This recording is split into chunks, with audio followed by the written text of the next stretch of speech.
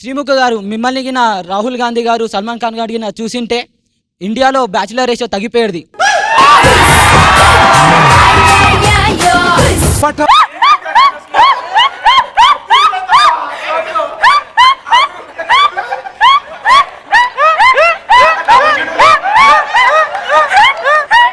కుక్కని బండితో కొడితే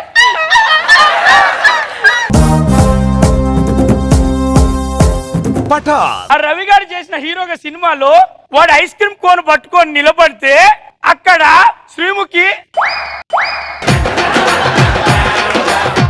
ఆ ఐస్ క్రీమ్ కోన్ కోసం ఆశపడ్డ ఆడది ఏం చెప్తుంది తెలుసా? ఏం చెప్తుంది చెప్పండి. వాడిని కండ వీకి పట్టుకుని లాక్కొని తింటది, కానీ అట్లా మాత్రం కూకోదు.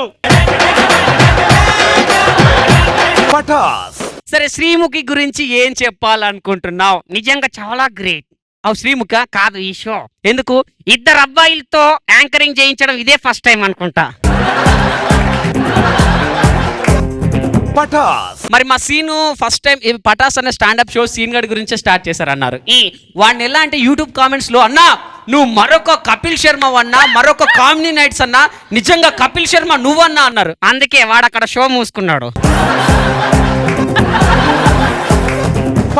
మా బావ రామ్ ప్రసాద్ సూపర్ ఆడు కదా.